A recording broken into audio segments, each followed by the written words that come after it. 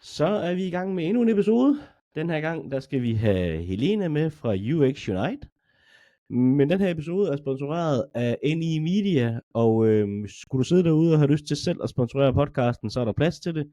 Ellers så vil jeg bruge NI Media som en af mine egne virksomheder, som laver organisk markedsføring for typisk håndværkere eller selvstændige virksomheder, som ønsker en organisk present. Men nok om det, Helena. Vi skal jo sige hej til dig, så velkommen til. Jo, tak fordi du vil have mig. Tak, Det vil jeg meget gerne. Tirsdag den 21. januar 48. Til dem, der kender mig personligt, så 48, det er cirka en time før jeg normalt vil stå op. Så jeg kan godt virke en lille smule sløv i betrækket lige nu. Men det skal nok blive bedre. Men det var det, der kunne gå op, så derfor har vi gjort det. Her, 8.30. Helena, kan du ikke... Ja, du har hånden op. Det er fordi, vi vil lave det på engelsk, Anders. Gud, ja. Det slår mig så nu. Jeg er sådan lidt... Ja, men ved du hvad, vi skifter. Det er korrekt. Vi laver den her episode på engelsk. So, Helena? Yes. It's early. That is why I started with speaking Danish, but of course we will speak English. So, first of all, who are Helena? I think everyone that I talk to is saying that I'm a very warm person. I don't think when you are very warm, you don't naturally see it as much, but also very vibrant and very inclusive and very loving. And I think that is really a trait for me. And that's also an approach that I've had with being an entrepreneur, that which I think is so important, that I love the people that I do my work for. Besides that, I'm a mother, and I just think that, and in a sense, I'm a bit of a lone wolf, being that I've always just walked my own paths, and I've never let anyone kind of force me to do something I didn't want to. And you can say that for the better and for worse. So in sometimes that's really a strength, and other times it's something that really is. It can be lonely sometimes. But I've always been incredibly independent, even as a small child. And I'm very, very happy. I'm very optimistic. I always see the positive things in life. That's also sometimes the downside, but most of all, it is a very positive way and nice way to look at life. I think a thing that people get surprised by is that I'm actually half Latin American. My father is from Uruguay.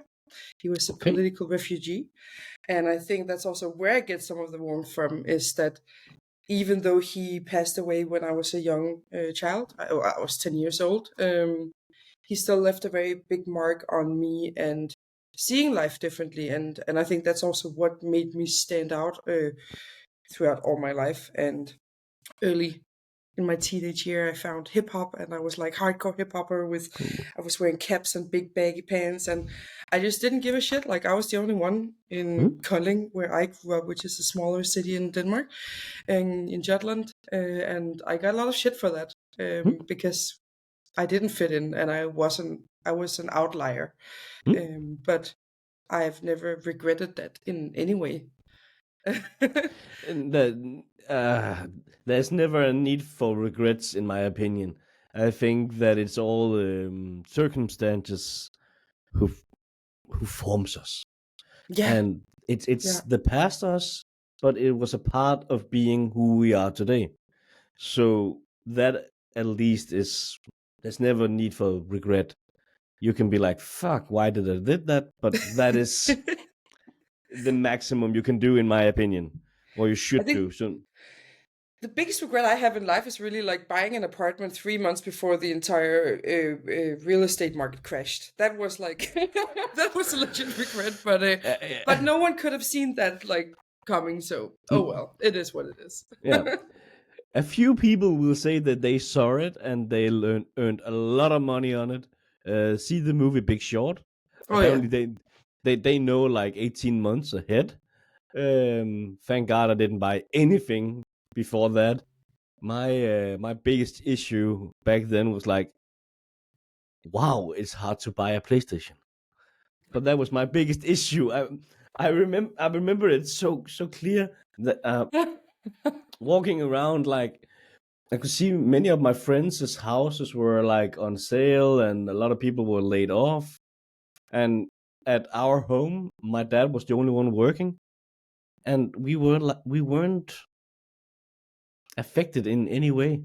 Like, I remember, like, it was just something we run through, and then we sold our house, moved into a new house, and then I was like, I want to buy a PlayStation.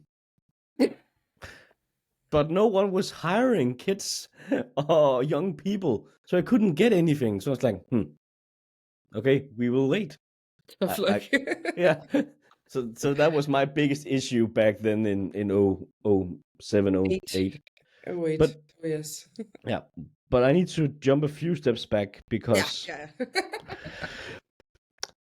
if we start with the parent you had that was a refugee, political refugee, Mm-hmm. and the fact that you were Latin American, Mm-hmm. I didn't know that either. And you hide that very well, because normally when you have a southern country, you have a color like me, or or It's something a like very that. normal misconception, but I mean, if you Yeah, look at people from Uruguay and Argentina, and like they're not like yeah, they that's true. are That's true. European immigrants, Yeah, they look so like they that. are predominantly white people. And Yeah. my cousins that are completely Uruguayan, they have blonde hair, like blonder hair than I do, and blue eyes. So like you Holy wouldn't shit. Oh, okay. notice. Fair enough. Fair So, enough. Makes but sense. I have half siblings, and they have like very very dark hair. Like Yeah. you know that they're not from Denmark when you see them. Okay. So I've always when I had kids, when I was pregnant, I was like, well, we don't know what's gonna come out. Like perhaps it's my father's genes that are like taking over, but they look very Danish as well. Fair enough. But I want to go a little bit back, because when you have a political that I assume that makes you independent, as you said yourself, from a very early stage in your life. Like, I'm not saying that people necessarily have issues with authorities, but they are questioning things. My family, we were never in a party or anything, but we always been like, the big topic every day was like politics. So we were very into politics, and everything should be questioned. Did you do the same in your upgrowing, that you were like needed to be involved in what is going around, not necessarily because you could have any impact as a 10-year-old or whatever, but you needed it to be a discussion? It's fine. I've actually never thought about that. For me, he was an artist Hmm? more so, and I mean, he was an artist and he was a social democrat, Hmm? and so I think coming to Denmark very much aligned with the way that he actually saw the world, like how he Okay. thought it should be. So I don't feel, and again, I was quite young Hmm? when he got, well, at least in my mind, like I've always kind of been like that. He was always just dad. He was never Hmm? Milton, which was his Okay. name. Yeah. So I think that kind of says something. So it's not something that I felt like took a lot of space actually, but perhaps it did. Perhaps I just Hmm? didn't. I wasn't grown enough mentally to notice that. But he was always very eccentric, Hmm? and it was weird. I think I was 15, and I met a person that kind of stopped me. I was in the hospital because I was getting my tonsils removed, Yeah. and then a person stopped me in the hallway, and I was just like, "I'm sorry, but is Milton your dad?" And I was like, "Yes." And then she was just like, "He just made such an impact on me. He was an exceptional human being." Hmm? And I think he was also part of Røde Mor, Hmm? which was an art movement in Denmark in the 70s. And it's kind of weird when you have grown up in like the shadow of your father being a person that stood out to people, a person that people remember after his death. Like his death was not something that went unnoticed, and the funeral was like a wild experience because there were so many people, and it was kind of a celebration, I'd say. The People from all reason over the why world. the reason why I ask is because now when I'm 32, I can see that my parents kind of built me to be something they weren't. Not that they wanted me to be exceptional or anything. I'm pretty sure that I'm not, but they wanted me to do something that they couldn't do. Maybe from that outgrowing or something. So, and I think because of the fact that I needed to be aware about everything that goes around in the world, like when I was 8, I remember starting seeing the news because that was something we did. When I was 10, 11, I started getting business information from my dad because we were subscription to Børsen, which is the Danish Financial Times. So it was like I needed to know that. And I think because of that, I jumped into entrepreneurship because I had the opportunity to ask questions over here. And not necessarily being independent, but being myself, where I ask question. And when you come from what you come from, do you think that has an impact to what you are today, Oh or yeah, where for you sure. are today, Yeah. instead of being someone who are employed? And to make that okay, it's okay to be employed. It's just somehow your environment when you grow up suits you in a specific way. I think that my mom's biggest regret regarding me is that I am not a social democrat in a political party. But I think for sure it has 100%, like 100%. I'm kind of grateful that he isn't alive today because I okay. think I would have been way more in like some subworld of art and of people and stuff like that, where I think having him pass away when I was 10 years old and living a more normal Danish life, and I also chose that. I chose to go to efterskole instead of going a year abroad because I wanted to fit more into the Danish culture, actually. But I've always, and that's the problem in the Danish society as a youngster, There's like, many problems. oh yeah, that's very true. But like the thing is that we are all equal. That's Jantelov for you. So you aren't like if you stand up and you say, "Hey, come, let's go this way," people are just like, "Well, why the fuck should we follow you?" And you're just like, because it's fun. Like, come on, like, Yeah. chill. Like, take a serious chill pill. Like, Yeah. and that's something that I've struggled with all my life, being in educational institutions where we are all equal. So as soon as I kind of graduated from Kolding Design School, I was able to be like, hey, come, let's do something fun. And then I started gathering people around me.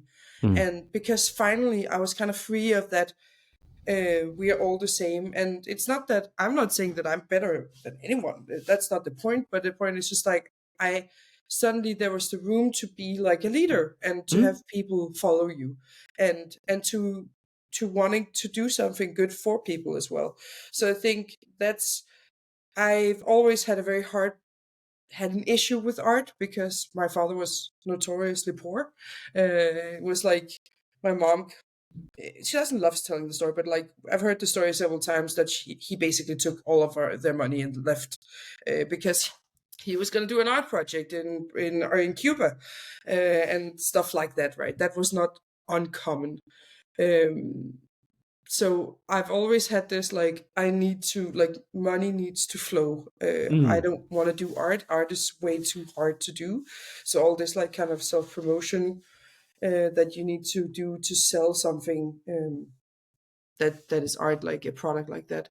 And I think it took me a long time to kind of find design, and even longer to find UX and that entire world. But being able to find that and be like, this whole, what I do is basically democratizing knowledge within a professional field, and bring people together, because I love that energy and that exchange that happens there.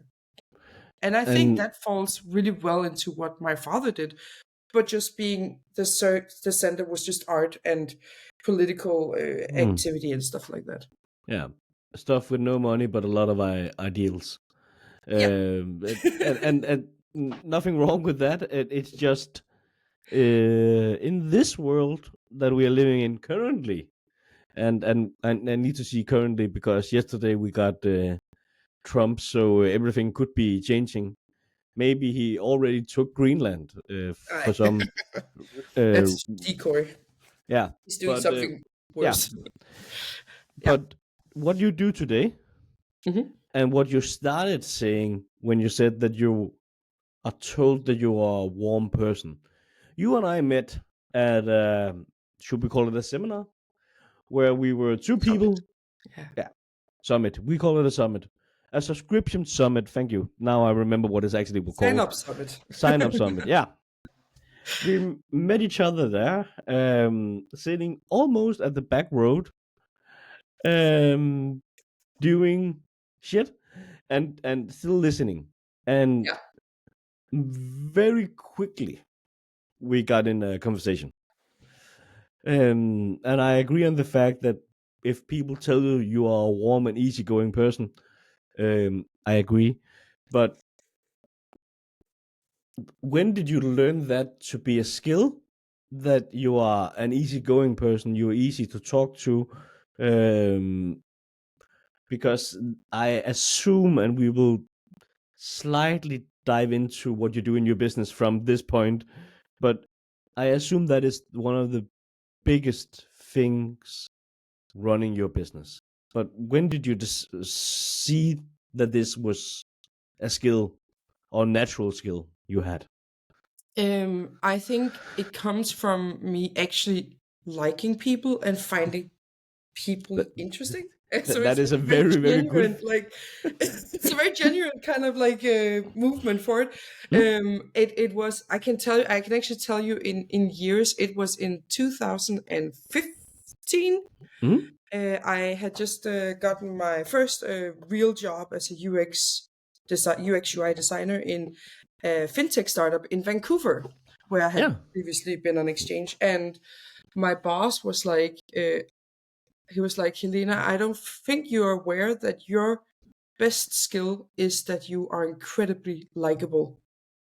And I was just, I'd never thought of it as a skill. I never thought of it as anything than just like who you are as a person. So that's kind of when I learned that was a thing, and I could start to just, not that it changed anything, it just changed how I thought about it, and being like, okay, that's actually something that I am really good at. Yeah, and you I became aware of it. Yeah, exactly. And it's not something that I've like tried to be better at, but I've definitely thought about. And I think you have to do that when you're building a community. When you want to gather people, you have to think about how am I coming across, also to people that I personally don't like, or to people that I think are stepping out, and also like how do you ensure not to be a pushover.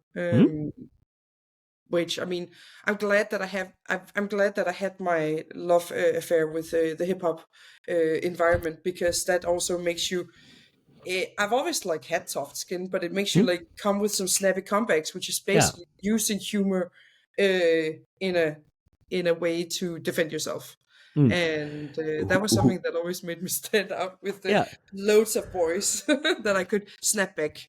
Yeah, and if you can see my tattoos, I'm also very hip hop alike. Who were your go-to guys in that era?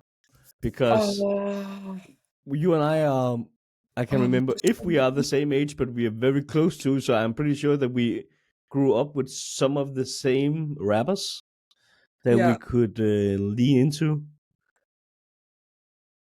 I mean, Danish rappers. I was always very fond of Danish rap. I still go to Danish freestyle rap, the The DM. competitions. Yeah. Exactly. And I know a lot of the guys, obviously, because the Danish scene is not that big. But Flere Farver, I really, really like them.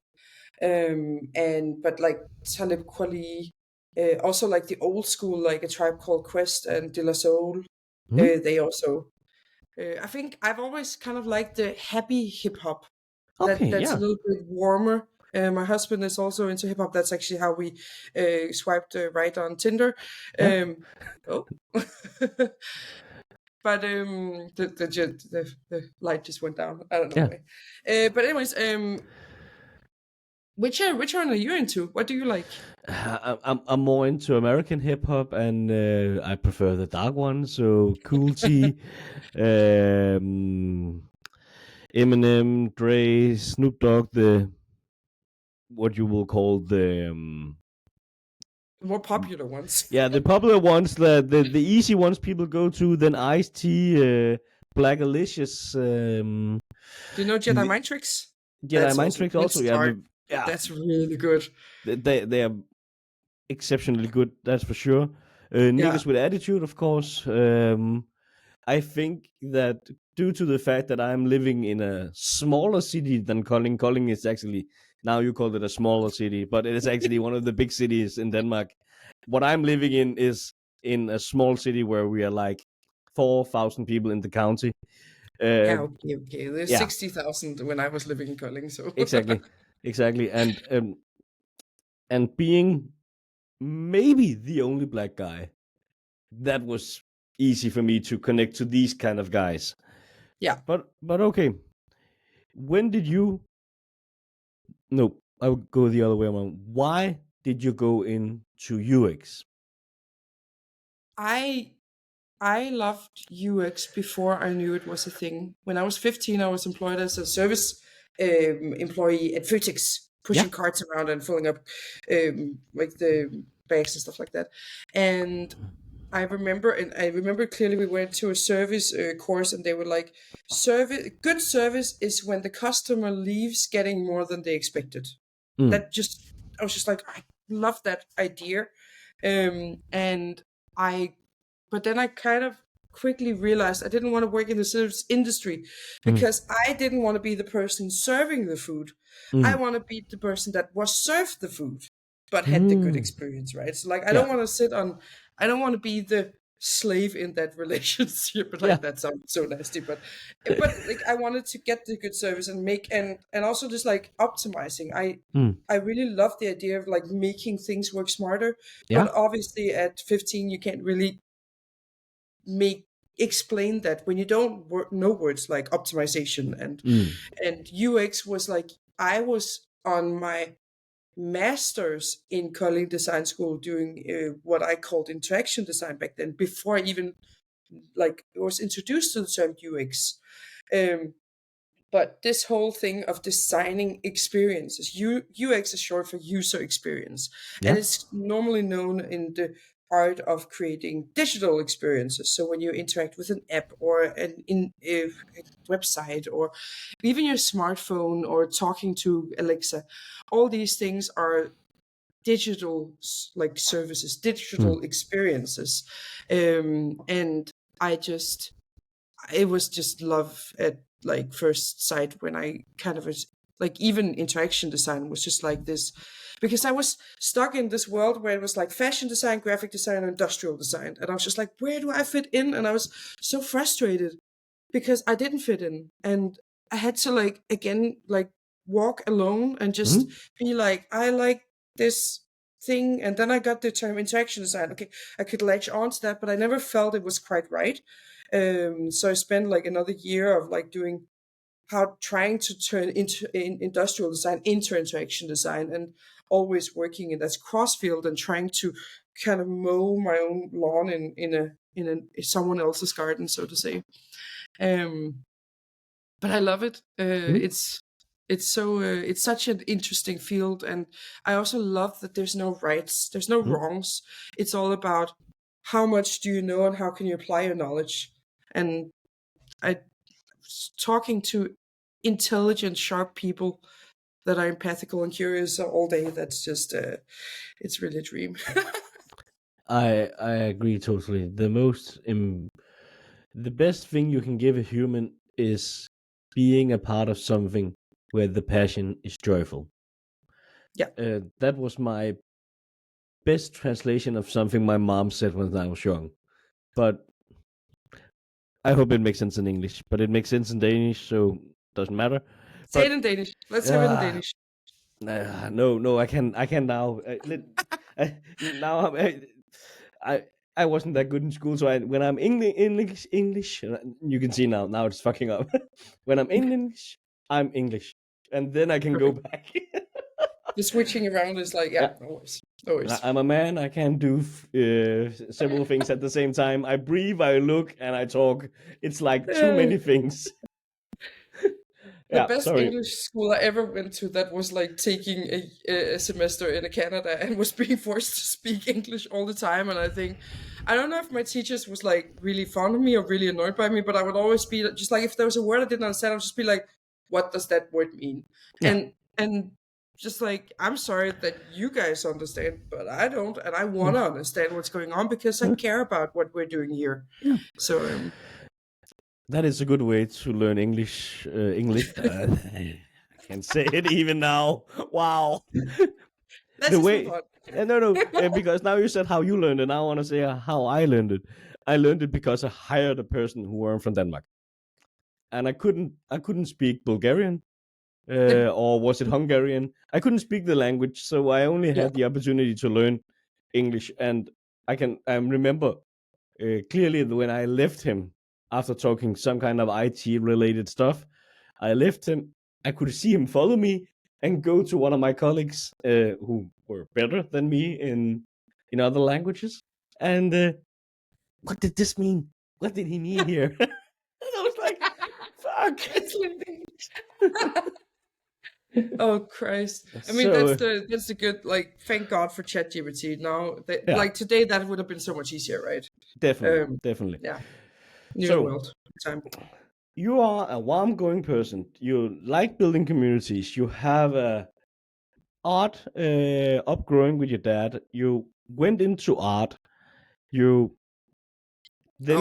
I never went into art. I went into design. The design, sorry, in my opinion, is the same. Sorry, you went into the design school in Kolding, and then you found UX, and from there you went also to the States and back, Vancouver, sorry, and then now we are sitting here because you still love UX, but I think when you are talking UX, we also need the difference between UI. Because in my opinion, we always say UX UI until I met you. Now I understand that we can say UX without the UI. So what is the difference between those two? Well, I mean, this is just no offense, but it shows how little you know about UX. I UX for me is an umbrella term. Yeah. And it encompasses a lot of different specializations. And UI is just one of those. But UX UI has been like the most common term that we know about. So it doesn't surprise me. UI is what you see on the screen. Okay. So, and it's short for user interface, the interface that the users are engaging with. And UI is often a very aesthetical discipline, which requires that you have strong aesthetical skills. So therefore, we see a lot of graphic designers that move into UI. But I would say that you can have people that can make great user interfaces, but they don't have the thought process behind how does the tool actually work. I think that's the same. You have perhaps gone into a website that looked very beautiful, but then you click at a button and you're just like, why am I here? Like I needed to go somewhere else. So the logic behind the user experience behind being on the website is really poor. And that's the difference between them. And again, like UX has developed so much in the past just 20 years. It's been such a progression. So the things that we're dealing with now is something we weren't dealing with back in the days, like there was other stuff. But when you talk about UX, you also talk about UX writing. So like, and that kind of lens from marketing as well, like how the tone of voice of the product, but the micro copy. If you've ever been to, there's like these great memes where it's like, do you want to quit? And then it says cancel the button or yes. Yeah. And you're just like, Yeah. and that's called micro copy, which is like even deeper into UX writing. So I'm just saying that UI is a smaller piece of a very big puzzle, but it's just a term that people have latched onto and are very like protective of, because it's easy. It's so easy to say UX because it's like this little box that we can manage mentally if we don't understand UX in a bigger setting, and that's completely fine. Normal people shouldn't understand UX. Nope. They should perhaps have thought a little bit about this website looks good or bad, but I think, and this is a term that I really like in UX, is delightful. The delightful user experience is delightful, yet websites where everything is just like bam, bam, bam, and just like, I ordered this in like 2 clicks. That was amazing. Like those experiences, that's great UX. And there's a lot of companies that don't have a person that has a title that's called UX. They have developers that perhaps are really good at it, and there's nothing wrong with that. It doesn't matter who creates the user experience. What matters is that people have thought about it, that they've made an effort, and that they've tried to create good user experiences on the website. Okay. That was a very long. Did I answer your question? I think so. Perfect. Yeah, but at the same time, I know that we will go around it again, so no worries.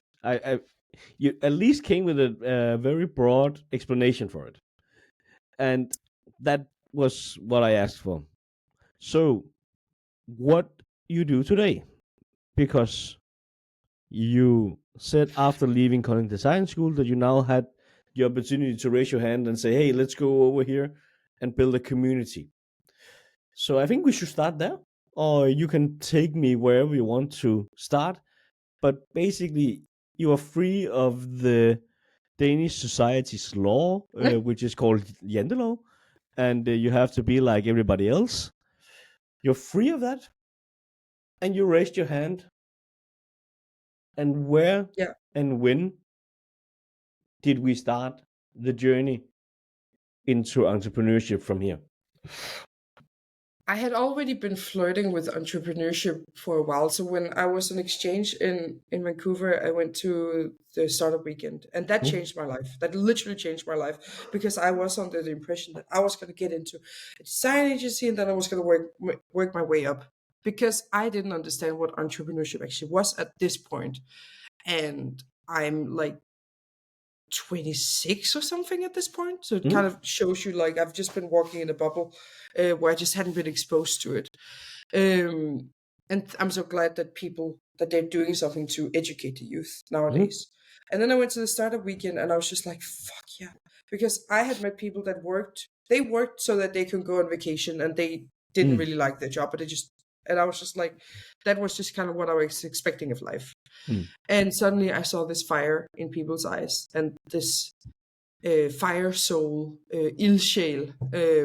And I was just like, this is what I need to do. But I couldn't figure out kind of what I wanted to do with entrepreneurship. And I think it took a long time where I just was a bystander in a sense. I attended weekends. I did things. I attended events, like educated myself basically.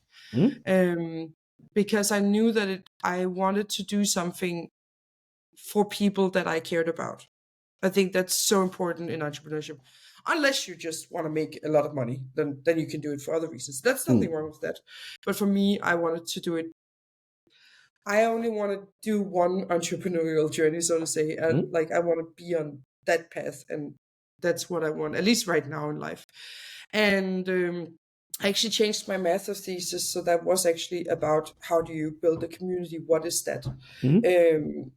But I also realized that it's really hard to make money from doing a community. So I kind of gave up on that. And then I was partnering in a design agency, and I was doing a course for job seekers in the UX field, and I was building a mentorship program for UX designers in startups, and which was way too niche, and a lot of different things. And then suddenly I got the opportunity to open a co-working space for the member of what was UX Unite, was back then called Copenhagen User Experience, CPHUX. And that kind of changed the thing, because suddenly I had enough value in my own mind to start a membership.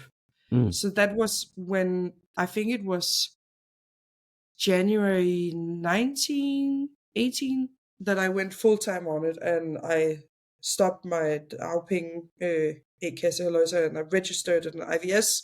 Also, that was just before they were going to stop more IVSs from being registered. So I was like desperately, at the end of December, I was sitting and registering in the evening after Christmas, because it needed to be done. Yeah. And then that I've been on a crazy journey, and we've dipped our toes in a lot of different things on how do we make enough value for this community membership for us to actually make enough money. And for 3 years, I had a co-founder joining me, and that was also wild, and I learned so much from him, and forever grateful. He's one of my best friends today as well, so it was on good terms that we separated. But he was tired of the startup journey, and he wanted to just build products and be a UXer, and I have the utmost respect for him choosing what was right for him. I thought about like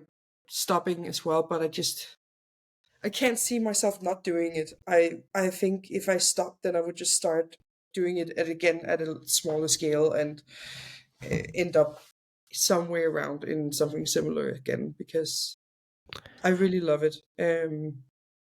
What I'm doing right now. You have to love it, because in the startup journey, you are more or less sure that you will have three feelings. It's going to be a great day. It's a shitty day. It ended okay. And then you sleep and you start again. It's like, and if you have a really good day, you're like, it's going to be a good day. It was a good day. That is that is the success of being an entrepreneur, having those days. I've noticed that I do this thing where if I have a good news like on my computer, then I'll put my hands together and like push like this, and they get warm. So I get this warm sensation, and then I'm like, and just like, but like grabbing my hands together, and then I'm like, yes, and then I continue doing what I'm doing. So it's like this little weird victory thing. Yeah. And it really comes in such genuine moments that it's I don't really think about it until I'm sitting and doing it. Yeah, it makes perfect sense. I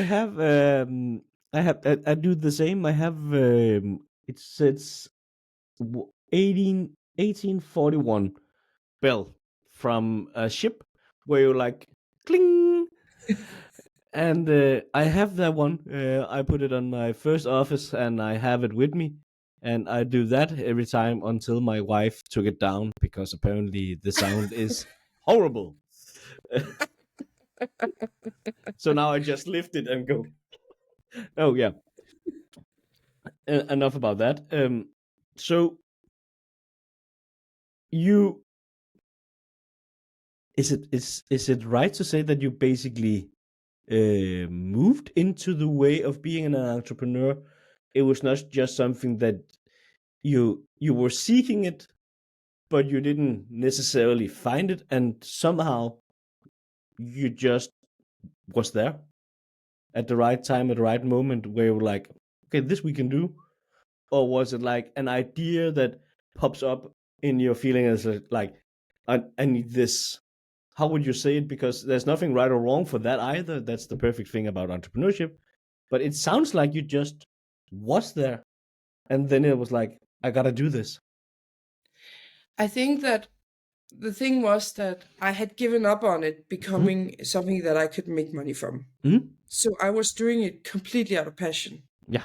And I had thought about it, like stop doing it, but I was just enjoying it so much that I was just like, well, I don't mind doing this for me because it's benefiting so many people, right? And then because a mixture of persistence, and I was like, it was the mentorship, like no, it was the I was doing like a UX cubator, I called it, which was like a boot camp. Yeah. It was super Actually, corny. that was a quite good name, though.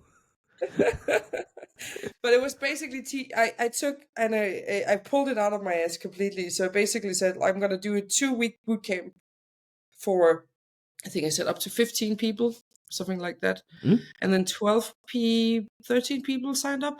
And out of my ass, I would teach the entire day, like what you needed to learn to get a job in UX. Mm. I would go home and I would eat and I would sleep, take a nap, and then I would wake up and then I will write and create the next module for the next day. Yeah. And that was like 2 weeks of intense work. And I remember it stands out because that was right about the time that I was, I had, on Friday, the course ended. Saturday, I went to a burlesque show. And then after that, I met up with the man that is today my husband. You were kind of jumped over the burlesque show. Yeah, it was just like I had this in my calendar. Like Friday, I finished the course, which had just been so draining, and he had been pushing to like, can we meet up in the evenings? I was just like, dude, no, like that's not happening. Like I'm like literally like just making things happen right now, and like there's no room for anything. And then I had like tickets to go to a burlesque show in Christiania with some of my friends. And they wanted to go home and do a house party, which meant take drugs, and I'm not into that. So I was just like, yeah, no, I'm just gonna do something else. Yeah. And then I wrote him and I was like, do you want to go out for a beer? And he was like, yeah. And then that was the first date. So it's the first time we met, and yeah. And then we ended up getting married. So it was just like everything was just like so.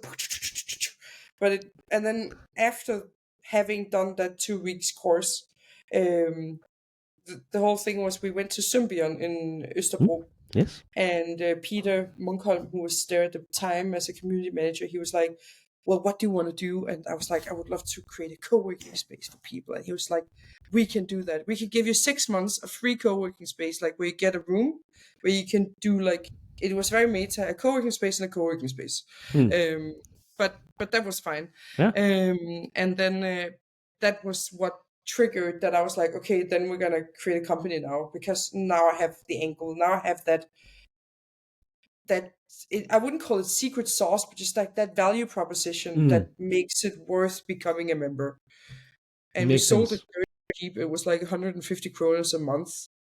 that is very cheap for a co-working space, that's for sure. But yeah, exactly. But it was so cozy, like, and we at its prime time we would have it completely filled every day, and people would just come and work, and people would work from like as employees, but there was also be people freelancing, and then there was people that was looking for jobs that would come, and they would also start contributing to the community, and that just it's really empowering when other people want to work on your dream and be part of it. And I still have that. I think I have a contributor team of over 20 people that are actively working on being part of it, and I couldn't do this without them, to be honest. No way. Yeah. No mention, no forgotten. What did it move into? Because you said Copenhagen user experience. Yes. It started there. What is it today? I mean, we became Denmark's largest community, UX community, and we are, I'd say we are still Denmark's largest UX community. We have changed our names to UX Unite because we wanted to be inclusive for all of Denmark and not just Copenhagen. And we have made our first partnership with another community, so Ladies That UX Aarhus, which is a big step for me. I'm so proud of that, and proud of us being like uniting, because we never wanted to be a monopoly. And I've always welcomed everyone else wanting to do something with UX. The more we talk and educate ourselves within UX, the smarter we will be as a community, as a UX ecosystem. So I've always been very supportive, and I actually helped Ladies That UX all start up back in the days, and was really happy to help with that. But it's a community where there's people that are like not part of like the membership, that don't pay to be part of it, but basically, like I said before, we're democratizing knowledge. So we're inviting badass UX is a kind of invisible, you don't really see them. There's very few like rock stars in UX, like even the ones that I think are big names. Then I ask people, do you know this person? And they're like, never heard of that person. It's like, it's really, it's hard because there isn't a hierarchy in any way, and everyone has their own right, and that's also what I love about it, that you can't really say, well, you're better than me, because I think in accounting, for instance, it's very easy to be like, well, I'm better than you because blah, blah, blah, blah, blah. And in UX, it's just like, well, I have different skills that you have, and that's fine. And that's also why there's not a lot of competition, as you see in graphic design, where people have like sharp shoulders. And UX is just super inclusive, because, and these are the three things that UX consists of: users, which are always different; tech, like how's your tech set up and who do you have working with you, that's also often very, very different; and then the last one is the business model, like how do you make money and what's your value propositions, all that. So these three factors, whenever they change, you can't copy paste from other people, because it just slightly changes things, and that makes it very easy for people to be very open, because they don't have to be afraid that you're going to steal it, because you have three different factors to work with. Yeah, and if those doesn't align, you can't basically replicate it. Makes sense. And that's also what I said about it's about having a lot of knowledge and being able to navigate in how do we work the best and make the best setup for our three factors. Makes sense. You are digital as well as you are physical. I think we need that part as well to explain the community. And actually, the reason why we are making this episode in English is because there's a lot of English-speaking people who are doing UX. So we needed to be relevant for those guys as well. So physical and digital. How does it? How did you strike this together? I don't know the word for that. Stick this together. Wow, strike for stick. Yeah. I think that the thing is that I have a lot of respect for digital communities. There's nothing wrong with that, and part of ours is also digital, right? But when you meet people, when you look them in the eyes, then you can connect with them on a different level. And if you and I would have met digitally, we probably would. I don't think we would have ever had connected the way that we did at Sign Up Summit, sitting next to each other and like shaking hands and all these things. I think you can read a lot about the person from just meeting them and looking them in the eyes, and that's what and that's also the power, and that's also why it's Denmark's largest UX community, because it's about the people that are in Denmark. It's about sharing knowledge from a Danish perspective. And I mean, I hope, of course, one day that I'll have a global domination and have a global empire. Let's go Pinky and Brain. Exactly. I mean, I'm called the queen of UX for a reason. Yeah. But the thing is that what is interesting is also like being able that you know people around you, and that you have that. I know Dario at DFDS, and I know that he is an archaeologist, so I can call him up about stuff that is very niche to that and to his knowledge of expertise. And that I know because I've met him and because I know him. And I think you have to meet people very briefly in a professional setting to be able to pull on them later on. But there's a huge difference between having met at an event and connected on LinkedIn and having met online and connected on LinkedIn. And that's why I think the physical element is super important. Again, we live stream our events. We have a library of our videos. So it's not that you can't attend otherwise. And that's again with trying to capture the knowledge that's being shared. But I do think that people who only participate digitally they're missing cheating the social themselves. part. Yeah. Yeah, exactly. And I also understand, like, we have a lot of introverts in UX. UXers are not necessarily loud people, because that's not what they're not interested in, being the leader or being the person up front. So that's also something that we take very serious of, like hand-holding the networking element. And I often say, well, think of networking as making professional friends, and that kind of takes the pressure away from it, because a lot of people don't like the term networking. And I've been at networking events where I felt super uncomfortable and just like, we're doing this. So shit. it's nice to be able to try to change it. And, like, I'm not saying we're doing the best job ever, but we think about it, and we are trying to, like, also the people that are members, that they are part of something bigger, and that they matter. We value them, and I hope that people can feel that. That's what people tell me that they feel. So that's, again, using my personality, as she also kind of mentioned, to weave in and make it inclusive and warm for people. Makes perfect sense. Wow. Helena, we are at that point where I will ask you if you would like 1 minute of skamløs reklame. I don't know that for English. Shameless plugs. Yes. Shameless commercial for yourself in 1 minute. That is probably the translation. So, first of all, do you want it? Yeah. I mean, I would be a fool not to say yes. Perfect. Then the minute is yours. Thank you. Well, first and foremost, I assume that a lot of people listening out there are entrepreneurs. So I would like to offer that if you thought about getting a UXer and you find it hard to navigate in, feel free to reach out, and I would love to, like, give you 15 minutes where we can just talk through it, and I can help you try to, like, precise what type of UXers that you need. And then if you want to, I can help you try to attract the right people. I have over 2,000 people on our mailing list, and I love that we have a lot of passive seekers, so people that are employed but would like to change for something that's better. So helping with finding UX professionals for people that need UX professionals, I would love to help you with that.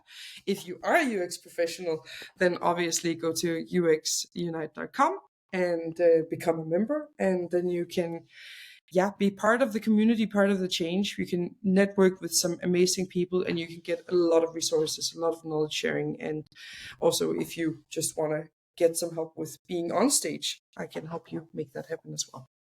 I think that's perfect. That's it. Helena, thank you very much for joining me this morning, and I wish you all the best, and I will love to catch up in a year or two and see where UX Unite are at that point. Yeah, thank you so much for having me, Anders, and thank you for being a part of this journey as well, outside of this podcast. I am loving it. So thank you very much. Talk to you soon. Yay! Bye! Bye!